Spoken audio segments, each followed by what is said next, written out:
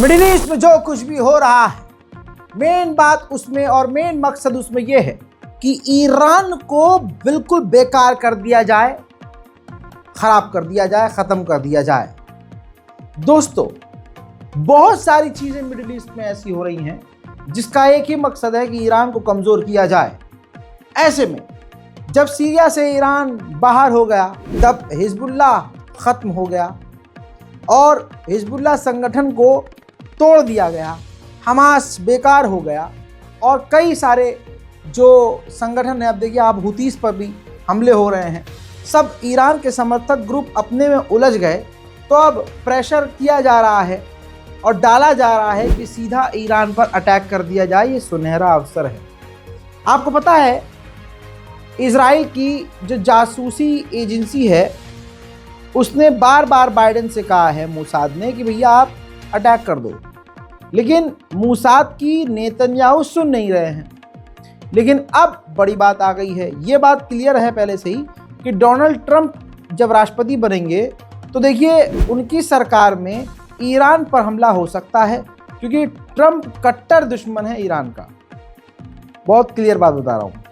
ऐसे में एक और डराने वाली बात आ गई सामने।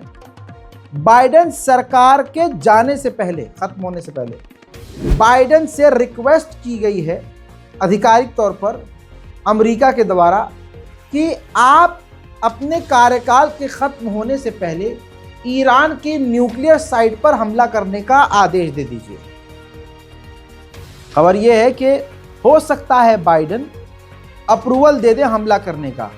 जाते जाते 70 साल का बुड्ढा भी तो चाहेगा कि ऐसी चीज़ करके जाऊं, लोग मुझे याद रखें, वाहवाही बटोरता रहूं फिर मैं लंबे समय तक के लिए। तो देखिए, ईरान पर हमले की तैयारी में इजराइल भी है और अब अमेरिका पर प्रेशर बनाया जा रहा है, अमेरिकी मिलिट्री के द्वारा, इंटेलिजेंस के द्वारा, एक्सपर्ट के द्वारा, कि ईरान पर अटैक कर दिया जाए इससे पहले कि वो परमाणु हासिल करे।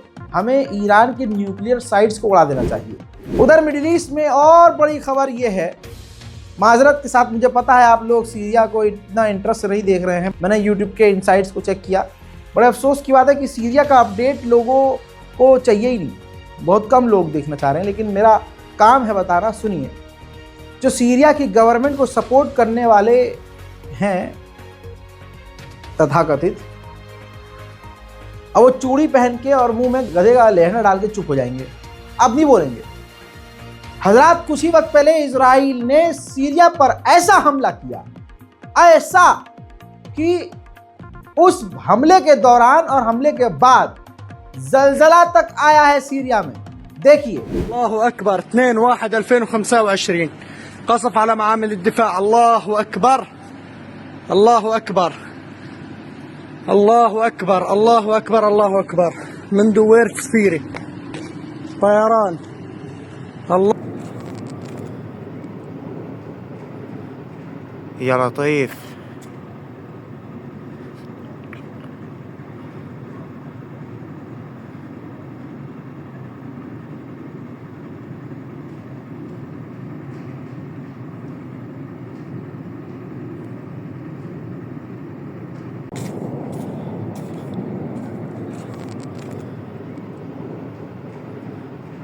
يا لطيف.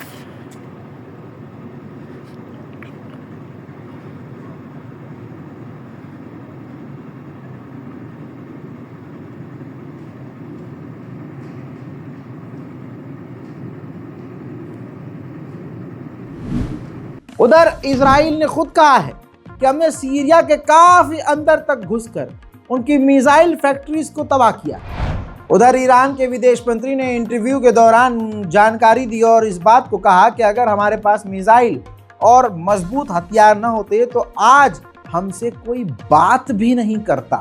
जैसे ही ईरान पर हमले की बात होती है, ईरान के द्वारा इस तरह के वीडियो सामने आ जाते हैं। ये देखिए, एक वीडियो रिलीज किया है ईरान ने जिसके अंदर एक सीक्रेट ड्रोन बेस नज़र आ रहा है, यानी ज़मीन के अंदर एक ऐसा बेस जिसके अंदर ईरान के ख़तरनाक ड्रोन नज़र आ रहे हैं। उधर तस्वीरों से साबित हो गया है, ये तस्वीर देखिए, चंद तस्वीरें क्लियर हो गई हैं। ईरान भारी मात्रा में हथियार रूस को दे रहा है। ऐसे में ये बात भी क्लियर है कि रशिया तो अपने फाइटर जेट दे रहा है, लेकिन और भी कई तरह के हथियार रशिया ईरान को दे सकता है। वहीं इजराइल की गवर्नमेंट ने एक और इजरायली यहूदी व्यक्ति को गिरफ्तार किया है जो ईरान के लिए जासूसी कर रहा था। वहीं ईरान ने कहा है कि हम न्यूक्लियर पर बात करने को तैयार हैं, लेकिन बिना अमेरिका के प्रेशर के। ईरान के 6 नागरिकों को सऊदी अरब ने फांसी की सजा सुना दी सिर्फ इसी बात पर कि उनके ऊपर इल्ज़ाम था कि वो ड्रग्स, चरस, गांजा, अफीम, हेरोइन की तस्करी कर रहे थे। फिर दोस्तों सऊदी अरब ने फुर्ती दिखाई और 6 के 6 ईरानी नागरिकों को फांसी दे दी, जिसके बाद ईरान नाराज़ हो गया और ईरान ने सऊदी अरब के एम्बेसडर को समन कर लिया है। उधर कतर और ईरान बेहद करीब आ गए हैं। मैप में आप देख सकते हैं कतर और ईरान का प्लान है दुनिया का सबसे लंबा अंडर सी यानी समुद्र के अंदर टनल बनाने का। पूरी दुनिया का ये सबसे लंबा समुद्र के तह में टनल होगा, जिसकी जो दूरी होगी 190 किलोमीटर होगी। उधर खबर आ रही है दोस्तों कि लेबनान पर अभी भी एक बार फिर से इजराइल ने ओपन फायरिंग की है। उधर फिलिस्तीन के समर्थन में इजराइल के खिलाफ अमेरिका में प्रदर्शन जारी है।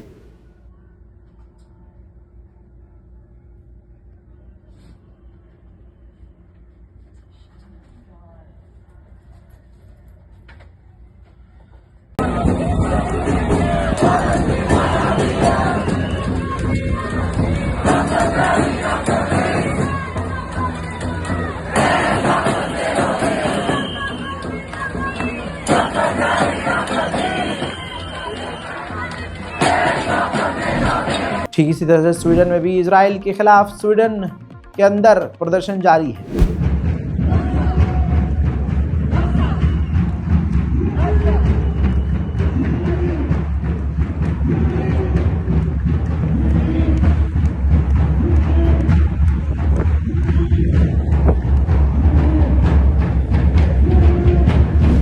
मेरे दोस्तों कनाडा की भी तस्वीरें सेम हैं। हजारों लाखों लोग कनाडा के सड़कों पर हैं फिलिस्तीन के समर्थन में।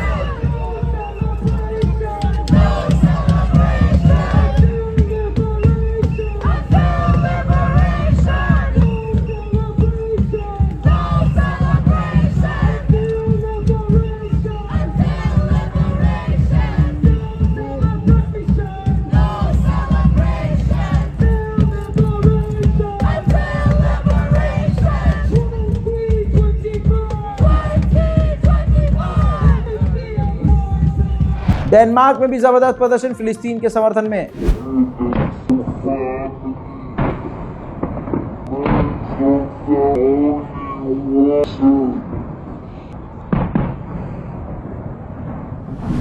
ठीक इसी तरह जापान में भी फिलिस्तीन के समर्थन में प्रदर्शन जोरों शोरों से जारी है। Free, free Gaza! Free, free Gaza! Free, free Gaza! Netanyahu is terrorist! Terrorist! Terrorist! Netanyahu is terrorist! Terrorist! Terrorist! Netanyahu is terrorist! Terrorist! Terrorist! Free! Norway के भी लोग पीछे नहीं हैं। फिलिस्तीन की आवाज बुलंद करते हुए नॉर्वे के लोग सड़कों पर हैं।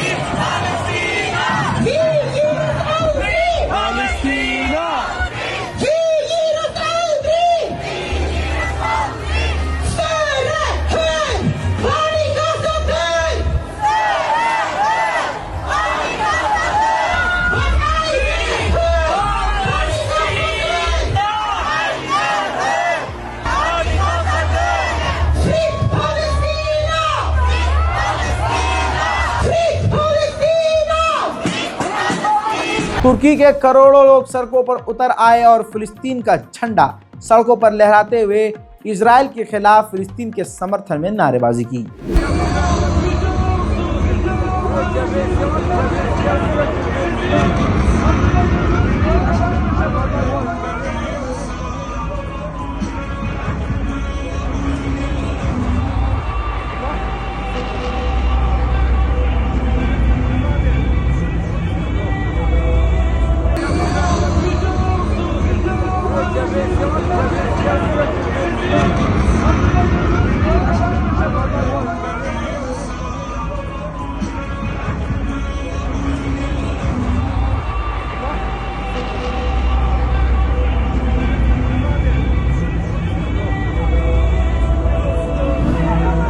पूरे यूरोप में फिलिस्तीन के समर्थन में लोग सड़कों पर उतर आ रहे हैं। अब फिनलैंड के भी लोग सड़कों पर मौजूद हैं।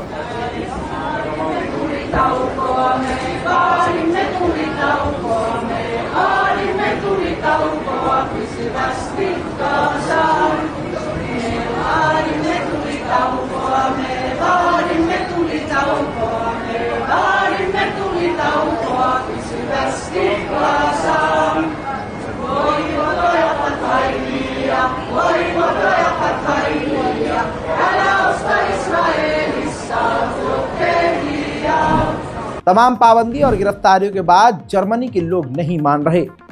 अपनी सरकार के मुंह पर थूकते हुए फिलिस्तीन के समर्थन में जर्मनी के लोग।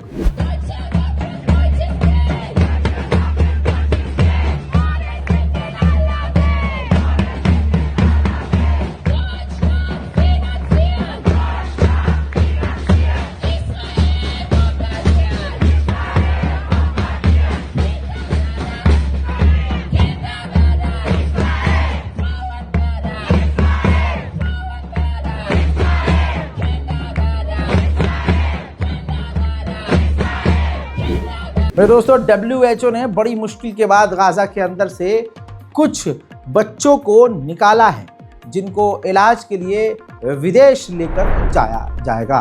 जैसे आप जानते हैं कि यहूदी इस बात को समझ रहे हैं कि हमारे देश को और हमें जंग में झोंकने वाला नेतन्याहू है।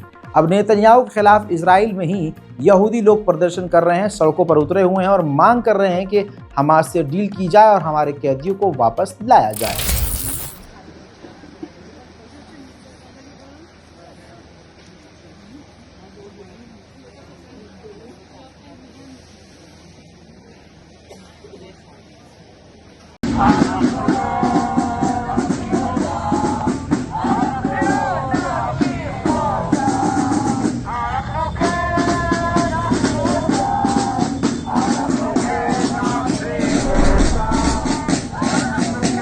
हजरात, उधर नेतन्याहू की जिद और गलत शर्तें रखने की वजह से और शर्तें बार बार बढ़ा देने की वजह से हमास और इजराइल के बीच डील नहीं हो रही है।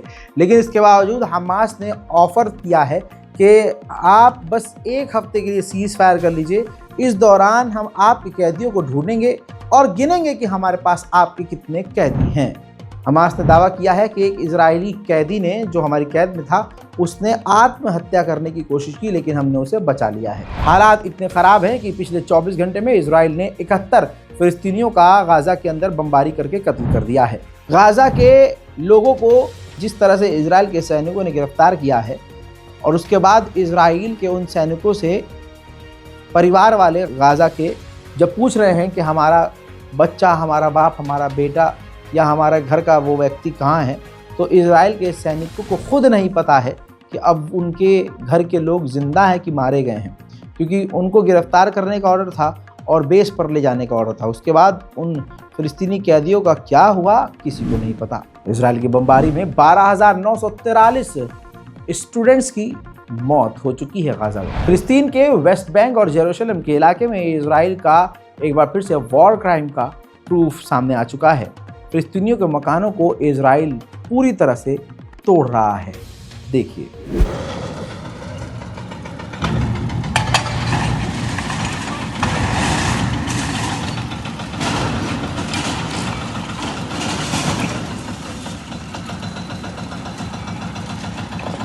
उधर में दोस्तों, तुर्की जो पूरी कौम का ही गद्दार है और आप इस गद्दार के साथ है तो शर्म आनी चाहिए। सबूत लाइव आपके सामने है। तुर्की से आज भी 28 दिसंबर का रिकॉर्ड मौजूद है। 25 दिसंबर से 28 दिसंबर तक का सफ़र करके तुर्की का एक तेल का जो टैंकर है वो इजराइल पहुंचा है। मेरे दोस्तों, इजराइल को एक जगह से बड़ा झटका लगा है। देखिए, एक संस्था है जो खेल कराती है, इंटरनेशनल ऑर्गेनाइजेशन है, इजराइल को वर्ल्ड इंडोर बोल्स चैंपियनशिप के अंदर बैन कर दिया गया है। इजराइल के लिए अब तक का ये सबसे तगड़ा झटका साबित हो रहा है। मेरे दोस्तों, एवी नाम के एक ऑथर हैं, इजरायली हैं, यहूदी हैं और इजराइल में वो रह रहे थे। इजराइल की नागरिकता उनके पास थी, लेकिन अब वो विदेश चले गए हैं और उन्होंने इजराइल की नागरिकता छोड़ दी है और उन्होंने कहा कि इजराइल की ये सरकार जो है ये जेनोसाइड कर रही है और मैं ऐसी जगह नहीं रह सकता जहां जेनोसाइड का लेवल लगा हो। इस वक्त आज के दौर में ये समझ लीजिए कि असली नरसंहार गाजा और फिलिस्तीन का करने वाला अगर कोई है तो वो अमेरिका है। 7 अक्टूबर 2023 से अब तक अमेरिका ने 22 बिलियन, बी फॉर बॉम्बे वाला बिलियन, 22 बिलियन डॉलर के हथियार इजराइल को फिलिस्तीन के खिलाफ सौंप दिए। मेरे दोस्तों, बड़ी खबर ये आ रही है कि डोनाल्ड ट्रंप जैसे ही सत्ता संभालेंगे तुरंत वो हूथीज के ऊपर इतिहास का सबसे बड़ा हमला करेंगे और करवाएंगे। कहा यह जा रहा है कि आईसीसी, इंटरनेशनल क्रिमिनल कोर्ट के खिलाफ भी डोनाल्ड ट्रंप बहुत बड़ा फैसला ले सकेंगे। गाजा का हाल इतना बुरा है कि गाजा की इकोनॉमी 82% गिर चुकी है। उधर में दोस्तों हूथीज ने जानकारी दी है कि हमने दूसरी बार अमेरिका के एयरक्राफ्ट कैरियर को भी निशाना बनाया था।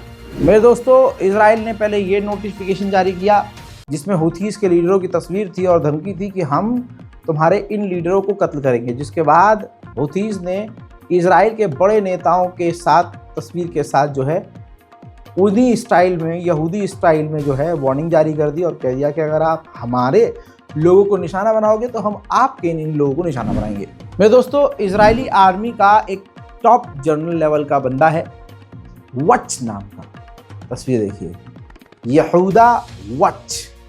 इसने अपने भाई, जिसका इस शख्स का जो भाई है वो भी आर्मी में था, 292वीं जो बटालियन है, डिवीज़न है, इसने अपने भाई को ऑर्डर दिया कि अपने सैनिकों के साथ तुम गाजा के अंदर तबाही मचाओ, एक टीम बनाओ, एक फौजी टुकड़ी बनाओ जिसमें आप सेटलर्स, आम लोगों को भी लो, झुंड बनाओ, हथियार उठाओ, गाजा के अंदर घुसो और लगभग 2.5 लाख लोगों को, गाजा के लोगों को उनके इलाकों से निकाल दो। और टारगेट ये था कि 60 मकान हर दिन तोड़ें और इस तरह से वहाँ पर तबाही मचाएं कि सब कुछ तहस नहस हो जाए। ये तमाम चीज़ें डॉक्यूमेंट हो चुकी हैं, खबर सामने आ चुकी है। और टारगेट ये था कि इस तरह से गाजा के लोगों को डरा के भगाओ और तबाह कर दो इलाके को कि वो वापस कभी ना आए। हजरात, वहीं मेरे दोस्तों ये तस्वीर आप देख ही रहे हैं कि गाजा के अंदर ख़तरनाक बरसात के बाद चारों तरफ पानी पानी है। टेंट में रहने वाले लोगों का टेंट डूब चुका है। अब सर्दी से भी बुरा हाल है और ख़तरनाक बरसात भी है। जो पहले से ही बंजारों वाली ज़िंदगी गुजार रहे थे, अब वो टेंट में भी नहीं रह सकते क्योंकि उनके टेंट तक पानी पहुंच चुका है। अमेरिकी मीडिया ने दावा किया है कि हूथी संगठन की मदद चाइना कर रहा है और चाइना हूथीज यमन के लड़ाकों को हथियार दे रहा है।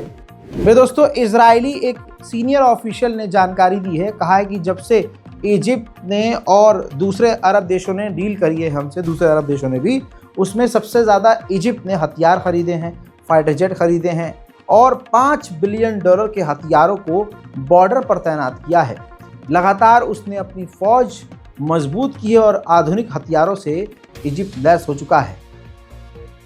यानी अब इजराइल की गवर्नमेंट इजिप्ट पर शक कर रही है। इजराइल के ही डेटा के मुताबिक, गवर्नमेंट के डेटा के मुताबिक 82,000 यहूदियों ने अपना मुल्क परमानेंट छोड़ दिया है 2024 में। हजरात, इजराइल भले ही आपको दिखा रहा हो कि हम जीत रहे हैं, लेकिन असलियत यह है कि इजराइल के 891 सैनिक जंग में मारे जा चुके हैं और लगभग 38 इजराइल के सैनिकों ने सुसाइड अब तक कर लिया है और 38 आंकड़े होते ही पूरे इजराइल में हड़कंप मच गया है और इजराइल के अंदर सुसाइड रेट काफ़ी ज़्यादा बढ़ चुका है। इजराइल पूरी तरह से हारता हुआ साफ नज़र आ रहा है। इजराइल ने दावा किया कि हमने 20,000 हमास के आतंकवादियों को कत्ल कर दिया है, लेकिन दोबारा जब इजराइल ने ही जांच करी तो पता चला इजराइल को कि अभी भी 12 से 23,000 हमास के लड़ाके एक्टिव हैं, मौजूद हैं और इस हमास मिलिट्री को, ग्रुप को और नई जनरेशन के लोग, नए लोग ज्वाइन कर रहे हैं, जिससे हमास एक बार फिर से मजबूत हो रहा है। मैं दोस्तों इस रिपोर्ट को शेयर जरूर कीजिएगा। मिडिल ईस्ट की सबसे इंपॉर्टेंट रिपोर्ट को शेयर कीजिए, अपनी राय कमेंट में लिखिए। मैं हूं रज़ा और आप देख रहे थे रज़ाग्राफी अनस्क्रिप्टेड। जय हिंद।